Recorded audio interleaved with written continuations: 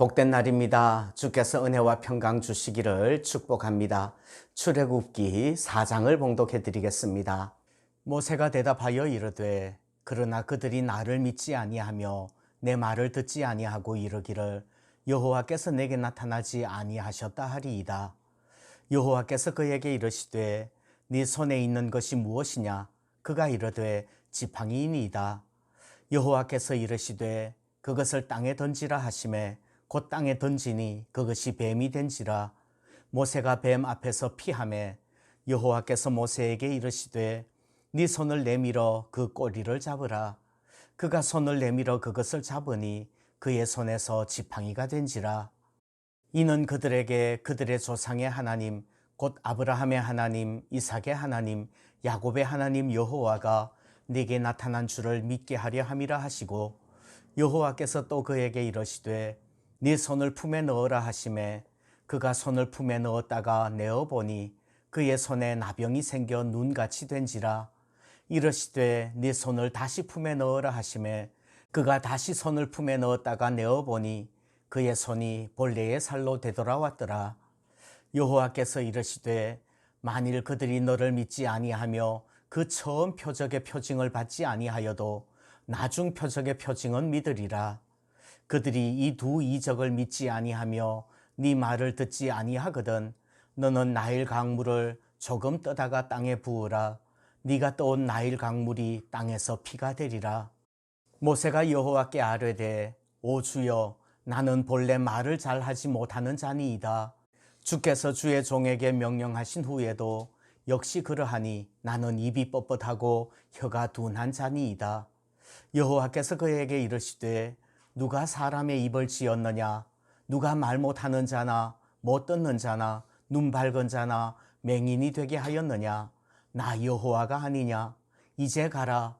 내가 네 입과 함께 있어서 할 말을 가르치리라. 모세가 이르되 오 주여, 보낼 만한 자를 보내소서.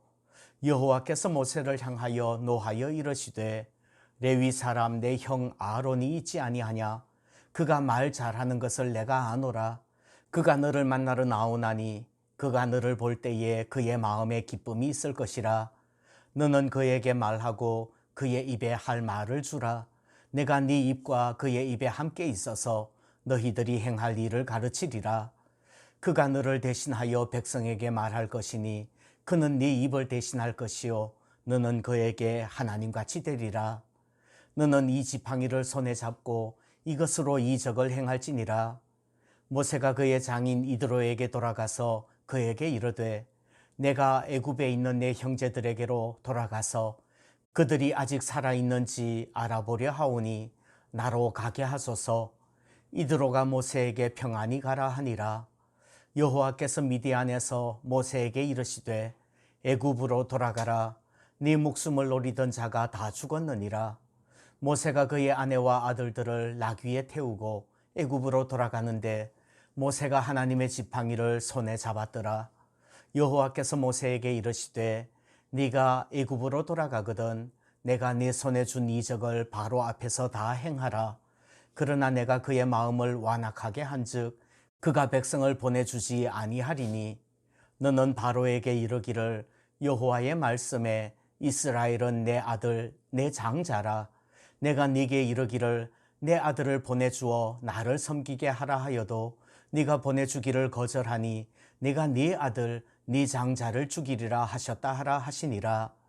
모세가 길을 가다가 숙소에 있을 때에 여호와께서 그를 만나사 그를 죽이려 하신지라. 십보라가 돌칼을 가져다가 그의 아들의 포피를 베어 그의 발에 갖다 대며 이르되 당신은 참으로 내게 피난편이로다 하니 여호와께서 그를 놓아주시니라. 그때의 십보라가 피난편이라 함은 할례 때문이었더라. 여호와께서 아론에게 이르시되 광야에 가서 모세를 맞으라 하시매 그가 가서 하나님의 산에서 모세를 만나 그에게 입맞추니 모세가 여호와께서 자기에게 분부하여 보내신 모든 말씀과 여호와께서 자기에게 명령하신 모든 이적을 아론에게 알리니라.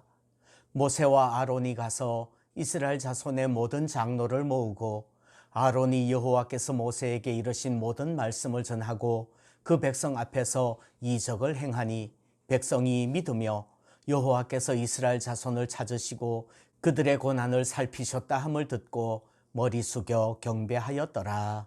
하나님께서 모세를 부르셔서 출애굽의 일꾼으로 삼으시고 사명을 주십니다. 그리고 모세에게 신을 벗으라고 명령하시면서 하나님이 다 하신다. 그러니까 너는 그저 종처럼 순종만 하라고 말씀하십니다. 그런데 모세는 자기의 형편과 자기의 모습으로 계속해서 하나님께 말대답을 합니다. 3장 13절에서 모세는 하나님의 이름을 묻습니다. 당신 누구십니까? 하는 의미지요. 두 번째는 4장 1절에서 사람들이 나를 믿지 않으면 어떻게 합니까? 하고 반문합니다. 그러니까 하나님께서 지팡이가 뱀이 되는 기적을 허락해 주시지요. 또 모세는 자기는 말을 잘할 줄 모른다고 하나님께 항변합니다. 그러니까 하나님께서는 모세의 입에 할 말을 가르쳐 주시겠다고 약속을 합니다. 다시 모세가 항변합니다. 오 주여, 보낼 만한 자를 보내소서 하면서 계속해서 사명을 받지 않습니다. 그러니까 하나님께서는 너를 바라세요. 그러면서 말 잘하는 형 아론을 붙여주시겠다고 말씀하십니다. 이제 모세는 더 이상 핑계 댈 수 없어요. 그래서 하나님께서 주신 사명을 가지고 애굽을 향하여서 길을 떠납니다. 그런데 오늘 본문에는 재미있는 이야기가 나옵니다.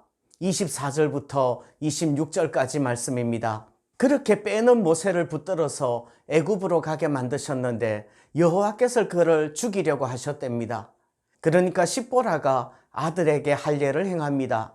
그랬더니 여호와께서 모세를 놓아주셨답니다. 참 해석하기 어려운 부분이에요. 저는 이렇게 해석을 합니다. 이제 모세는 하나님의 일을 하러 가요. 그런데 모세에게는 두 아들들이 있었습니다. 모세는 아내 십보라와 아들 들을 데리고 애굽으로 돌아가지요. 그런데 둘 중에 한 아들은 아직 할례를 받지 않았어요. 25절에서는 단수로 그의 아들의 포피를 베어라고 말씀을 합니다.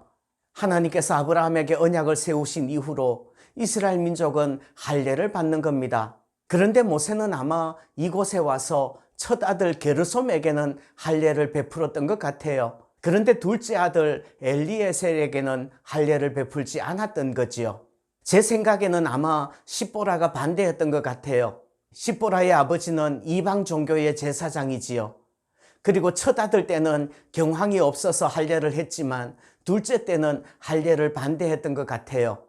모세도 아내의 반대를 무릅쓰면서 가정의 불화를 일으키면서까지 할례를 행하지는 않았던 것 같아요. 이제 하나님의 일을 하러 갑니다. 그렇게 하나님의 일을 하기 위해서는 하나님께서 원하시는 자격에 합당해야 되는 거예요. 아들에게 할례를 베풀어야만 하는 겁니다. 사명이 중하면 중할수록 하나님의 방법으로 해야 됩니다. 그것은 이미 십보라가 먼저 알았고 아들에게 할례를 행한 거지요. 그리고 이때 모세는 아내와 아들들을 외갓집으로 돌려보낸 것 같습니다. 나중에 18장에 가서 모세가 돌려보냈던 아내와 아들들을 그 장인이 이드로가 데리고 온다는 장면이 나와요. 하나님의 일은 하나님의 방법으로 해야 됩니다.